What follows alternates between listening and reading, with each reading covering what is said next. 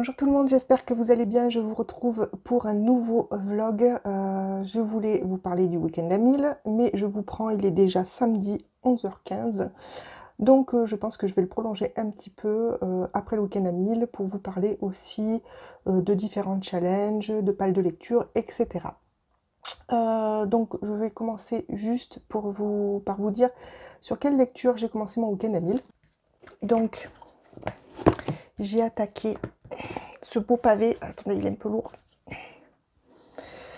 l'intégrale Hunger Games de Suzanne Collins, sortie aux éditions PKJ. Donc j'ai déjà lu le premier tome, vous voyez, j'ai mis les petits onglets pour les 3 tomes. J'ai déjà lu le premier bien avant le début du week-end à 1000 et j'avais commencé le deuxième avant le début aussi. Donc là hier soir j'ai lu à peine 80 pages je le crois, inclus dans le week-end à 1000. Sachant que ce beau bébé, si je vais au bout, fait 1029 pages je crois, bref, il est très très long. Mais peut-être qu'au milieu, je vais intercaler des BD. J'ai bien envie de poursuivre la série Princesse Sarah. Donc là, j'ai le tome 12 et 13 que j'ai pas encore lu, que j'ai eu à Noël dernier. Et voilà, je pense que peut-être je vais m'inclure ces 2 lectures qui sont sans doute un peu rapides dans le challenge Week-end à 1000. Voilà, je ne vais pas vous en dire plus pour l'instant parce que j'ai 2-3 bricoles à faire. Mais je reviendrai cet après-midi et je vous parlerai de mon Frosty Challenge et de ce que j'aimerais prévoir pour le mois de mars et d'avril, question pâle. J'ai pas l'intention de faire un challenge qui existe finalement. J'avais peut-être en vue le mars au féminin, mais en regardant les catégories, ça me convient pas. J'ai vu aussi qu'il y avait le Romantaisie, mais j'ai raté le début, puisque ça commençait au 15 février, si j'ai bien compris. Donc je vais peut-être me faire mon propre challenge pour, en tout cas, mars et avril, puisque au mois de mai, je fais le mois de la fantaisie. Donc voilà, pour mars et avril, je vais peut-être me faire mon propre challenge. J'ai envie de faire quelque chose par rapport avec le féminisme. Donc je ne sais pas encore comment je vais m'organiser et je vais peut-être vous montrer justement ce que je décide tout au long de ce week-end, puisque le 1er mars, c'est lundi. Voilà pour cette première section, cette intro qui est un peu moche, qui est un peu décousue, mais j'espère revenir cet après-midi et être un petit peu plus claire. À tout à l'heure. Coucou, après mon intro un petit peu pourrie de ce matin, je reviens vous voir, il est 20h49. Alors en fait, j'ai pas eu une journée si chargée que ça, j'ai eu quelques courses à faire, tout ça, mais j'ai vraiment eu le temps de lire. Donc, comme vous le savez, j'avance sur l'intégrale d'Hunger Games. Donc là, je suis, vous voyez peut-être à peu près à la moitié, un peu plus de la moitié du tome 2. Page 626. Donc je m'étais arrêtée hier soir à la page 442. Donc là, je suis à 184 pages lues cet après-midi. J'avance doucement. Je suis étonnée par ce roman parce qu'en fait, il est très proche des films. Je l'avais jamais lu. Enfin, ces romans. Je les avais jamais lus. J'avais vu les films.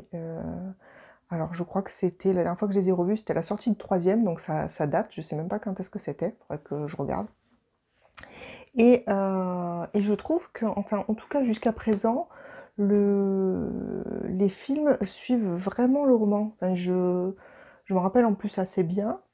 Bon, surtout le premier, je me rappelais très bien du premier.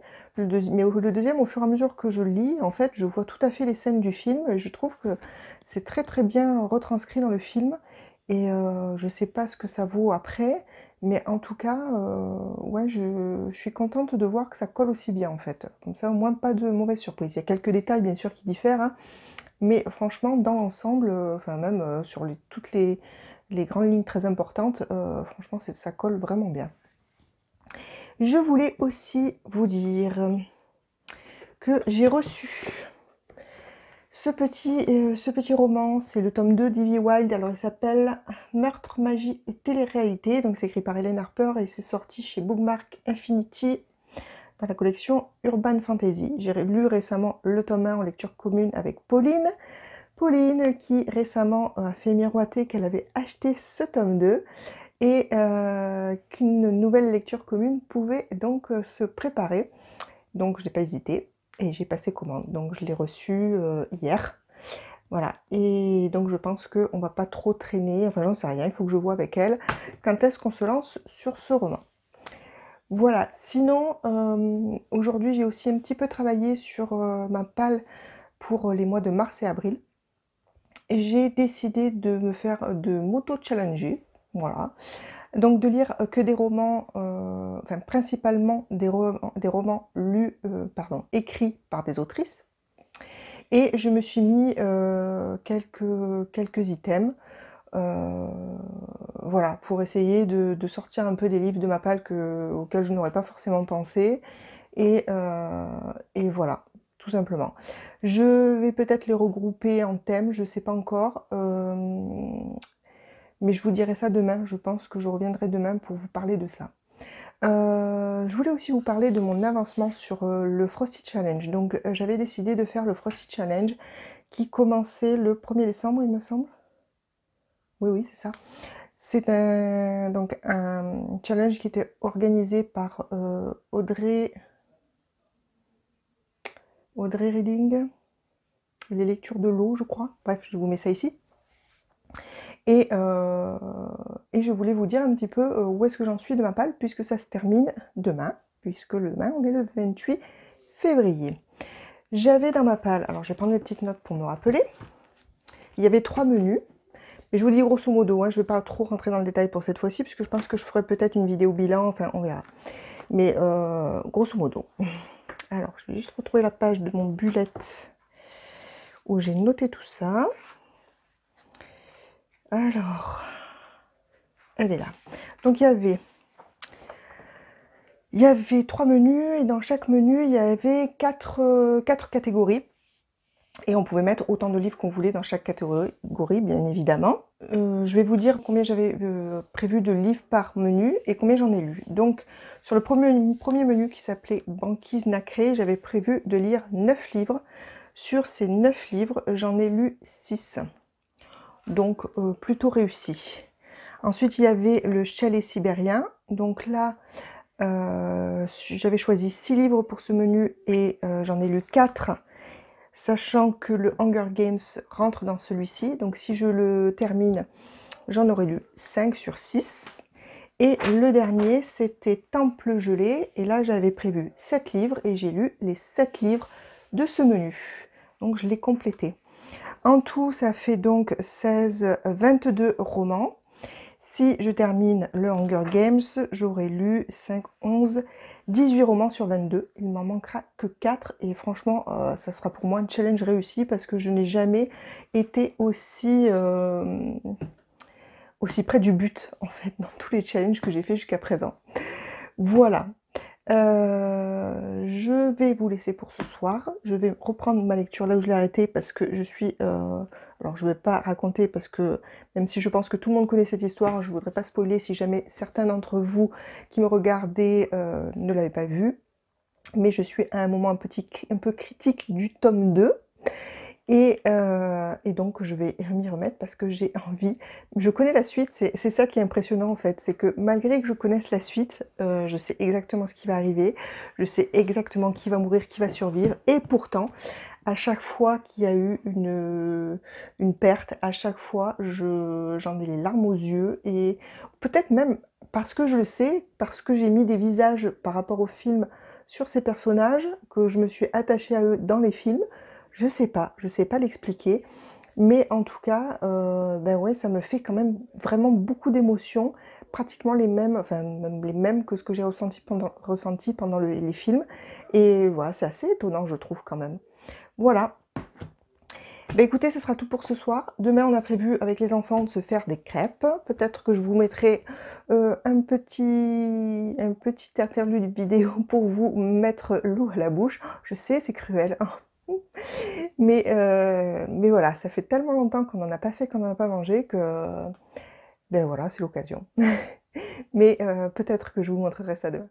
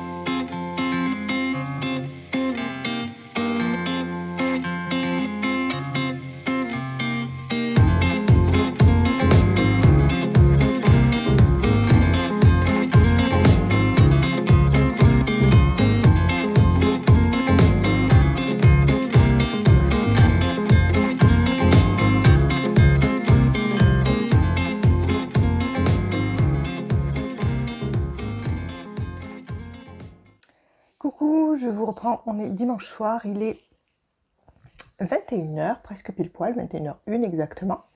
Et je viens vous dire où j'en suis de mon challenge du week-end à 1000. Donc, j'ai fini aujourd'hui cette belle bricasse. Oui, 1130 pages il fait. Donc, bon, je ne vous cache pas que j'y ai passé ma journée, mais en même temps, on était dimanche, je n'avais rien de particulier à faire, donc ben, ça a été l'occasion. Je suis vraiment agréablement surprise par cette trilogie, parce que j'ai pas été déçue, en fait, il reprend vraiment... enfin, les films reprenaient vraiment assez fidèlement les romans, et du coup, voilà, j'ai été très très agréablement surprise. L'écriture est vraiment fluide. C'est prenant, je savais où j'allais, je connaissais exactement les événements et pourtant j'y allais volontiers et voilà, je me suis régalée à cette lecture. Je vais pouvoir, je pense, enchaîner bientôt, certainement au mois de mars, je ne sais pas, avec du coup le préquel, puisque je voulais lire cette trilogie avant d'attaquer le préquel. Donc, pour vous dire où j'en suis au niveau de mes nombres de pages, j'ai fait mon petit calcul. Hop, je prends une petite note. Donc, du coup, aujourd'hui, j'ai lu 504 pages. Voilà, donc j'en avais lu 81 le vendredi soir, 184 le samedi, j'avais pas beaucoup lu samedi, et 504 du coup aujourd'hui, ça me fait un total de 769 pages.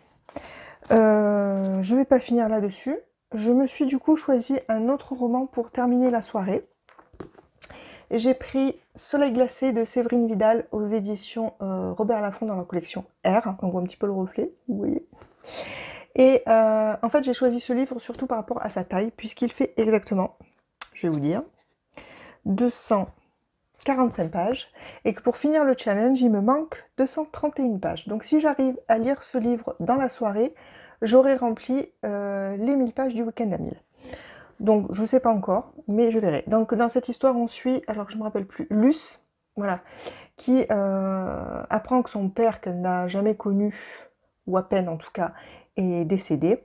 Et elle apprend aussi, du coup, qu'il avait une autre famille et que, du coup, elle a un demi-frère. Donc, elle va rencontrer son demi-frère. Voilà, un contemporain. Je ne sais pas trop ce que ça va donner. J'avais été très tentée par ce livre quand j'avais vu la chronique de Steph de Piketty Booking. Et du coup, c'est pour ça que je me l'étais acheté. Donc là, je vais enfin découvrir cette histoire. Finalement, j'ai pas lu les BD. Je pense que je vais plutôt me les réserver pour le challenge. Enfin, comme je vous disais la dernière fois, le challenge que je vais préparer pour mars et avril. Et donc, je pense que je mettrai mes BD là-dedans, puisqu'elles sont écrites par une autrice et dessinées par une autrice et colorisée, je crois, par une autrice. Donc, par une femme. Colorisée par une autrice, pas du tout. Dessinée par une autrice, pas du tout. Mais c'est la collaboration de plusieurs femmes pour cette BD. Donc, du coup, je pense que je vais me la mettre dans mon auto-challenge. Voilà pour les nouvelles. Comme je vous disais, je pense pas que je vais clôturer du coup ce vlog tout de suite, puisque je vais peut-être en profiter pour vous présenter ce fameux challenge que je me prépare. J'ai pas terminé, je pense que je finirai de bien préparer ça, alors peut-être pas demain parce que je travaille, mais peut-être après je suis en vacances, donc certainement après, donc mardi, et je clôturerai le vlog dès que j'aurai fait ça. Voilà, c'est tout pour ce soir, et je vous dis à plus tard du coup. Salut, je vous retrouve, on est lundi, il est 19h, et je voulais vous parler donc de ce fameux week-end à 1000, où est-ce que j'en étais. D'ailleurs, est-ce que j'ai mon livre ici? D'un coup, je me rends compte, oui, il est là. Donc, comme je vous disais hier soir, j'ai attaqué Soleil glacé de Séverine Vidal, que je voulais lire en entier pour pouvoir terminer mon challenge et le réussir. Sauf que, ben non, bien sûr, je me suis arrêtée hier soir à la page 74. Alors, pour vous dire un peu ce que ça a donné du coup, hop, je reprends une petite note, voilà. Alors, j'ai lu finalement dimanche 451 pages au total. Donc, le vendredi 81, une page, le samedi 346 pages, ça me fait un total de 842 pages. Donc, ben, j'ai pas réussi mon challenge, mais j'ai fait mieux que la dernière fois, parce que du coup, je suis allée voir le dernier week-end à 1000 ce qu'il en était, et j'avais fait 680 pages. Donc, j'ai fait 162 pages de plus. C'est bien, ça veut peut-être dire que la prochaine fois, j'y arriverai.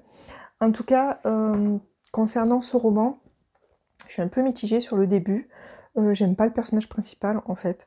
Je sais plus comment elle s'appelle, d'ailleurs. Luce. Voilà, Luce. C'est une jeune fille qui a perdu son père, qu'elle connaissait pas très bien, et qui découvre donc qu'elle avait un frère. Voilà, donc elle veut rencontrer ce frère, sauf que ce frère a un handicap et donc elle va le découvrir. Donc là, au début du roman, on est vraiment au début de leur rencontre, et Luce n'est pas du tout un personnage attachant, en tout cas au début. Elle est pleine de colère, elle est du coup méchante avec son entourage, et voilà, donc pour l'instant je ne me suis pas attachée à elle. J'espère que le roman va nous permettre de la voir évoluer et du coup de l'apprécier au fur et à mesure. Voilà, ensuite je voulais vous montrer, donc comme je vous avais dit, pour le mois de mars et d'avril, j'avais décidé de me faire une palle, enfin de me faire m'auto-challenger. Et du coup je me suis préparé une petite série de catégories, enfin je vais y arriver, de conditions à remplir, ça y est, c'est ça que je cherche, pour le mois de mars et d'avril, avec uniquement des livres écrits par des femmes, enfin en tout cas une grande majorité. Je vais donc vous tourner la caméra et je vais vous montrer un peu ce que ça donne.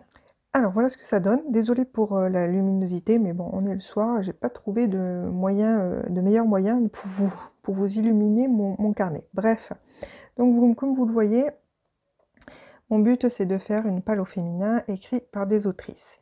Les premières conditions à remplir sont donc celles-ci, donc un roman acheté d'occasion ou offert, un roman dont le titre n'a qu'un seul mot ou plus de 7, un roman de science-fiction, un conte revisité ou un classique, un roman sur un personnage historique féminin, une romance ou un roman feel-good, un roman dont la couleur dominante de la couverture est le rouge, un roman dont l'autrice a la même initiale pour son nom et pour son prénom, un roman avec un animal sur la couverture, et un roman d'une autrice ayant déjà écrit plus de 20 romans.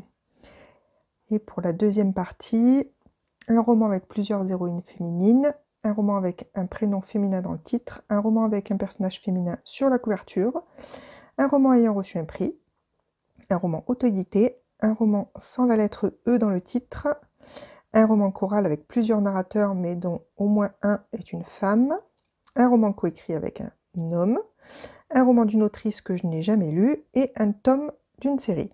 Donc au total, ça fait 20 conditions.